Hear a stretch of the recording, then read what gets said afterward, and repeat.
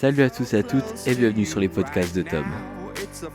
Et aujourd'hui dans ce podcast on parle du système d'éducation français. Je vous ai posé la question sur TikTok et voici les réponses. D'ailleurs pensez à me suivre sur mon compte TikTok tom.brni. Alors j'ai eu 15 commentaires juste disant non. Alors j'ai eu des commentaires plus constructifs et développés comme celui-ci par exemple: non car désolé, les profs critiquent les élèves devant toute la classe et en plus si t'es à une redoublante c'est pire. Je dis ça car j'en suis une. Après je pense il n'y a pas que la France mais bon non. Alors j'ai eu également un mini débat dans les commentaires entre guillemets. Un utilisateur me dit: non, on est nul niveau résultat car on n'a jamais le temps de réviser, on terminerait à 15h, là on aurait le temps. Un autre utilisateur dit le contraire en disant: fais pas genre, on finirait à 15h, on serait tous dehors et aussi les profs, ils te laissent du temps. Une personne affirme aussi le commentaire de la première personne que je vous ai dit du mini débat: de ouf, il te change ton emploi du temps et après il te donne une blinde de devoirs et quand t'as pas la motivation, il te rabaisse. Une autre personne commente également et dit: les gens qui disent non MDR, sous-entendu qu'elle n'est pas d'accord avec les autres personnes qui ont dit non. Alors on va dire que j'ai eu des commentaires également assez familiers.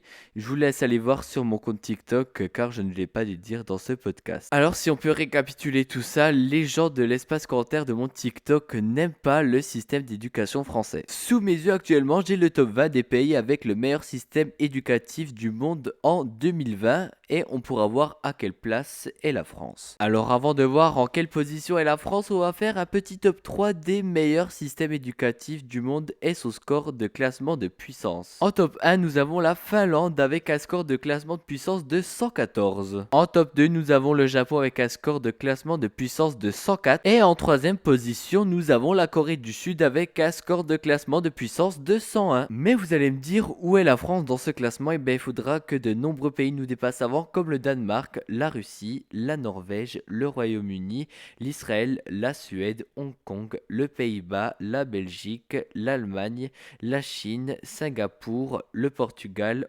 Hongrie, Estonie et nous sommes en 19e position. Bon déjà, on n'est pas en dernière position car c'est les États-Unis qui sont 20e mais nous sommes quand même 19e dans un classement de 20 pays. Et le score de classement de puissance est de seulement 50. Alors à savoir que le titre, je leur précise, c'était le top 20 des pays avec le meilleur système éducatif du monde en 2020. C'est quand même génial que la France soit en top 20 des meilleurs systèmes éducatifs du monde. Donc déjà, la France est loin d'être le pire système d'éducation français. J'ai également sous mes yeux un autre classement, le classement PISA pour Programme international pour le suivi des acquis des élèves qui a été publié le 3 décembre 2019, le prochain étant en 2022. Et voici ce qui leur sort des résultats de l'enquête PISA 2018 et la France est 23e sur 76 pays. On y retrouve en top 3 la Chine, Singapour et Macao en Chine. C'est quoi la PISA? Alors la PISA, c'est un ensemble d'études menées par l'Organisation de coopération et de développement économique et visant à mesurer les performances des systèmes éducatifs des pays membres ou non membres. Mais alors pourquoi nous sommes 23e sur 76e sur le classement de la PISA en 2018? Mais quels sont les points négatifs surtout? Alors les points négatifs visent quant à eux le nombre de jours de classe inférieur à ceux des autres pays de l'OCDE. OCDE, Organisation de coopération et de développement économique. Les diplômes d'université qui rapportent moins qu'ailleurs, les dépenses d'éducation inférieures à la moyenne ou encore le bas salaire des enseignants. Bon alors quand même on n'est pas le pire système d'éducation français, on l'a vu avec les différents graphiques, mais si on changerait ou on améliorerait au moins ces points négatifs que l'on a dans le système d'éducation français, ben ça serait, on serait dans le top 10 des meilleurs systèmes d'éducation. Merci infiniment d'avoir écouté ce podcast jusqu'à la fin. Et si vous avez des remarques à me faire, n'hésitez pas à me les envoyer sur Instagram tom.brni.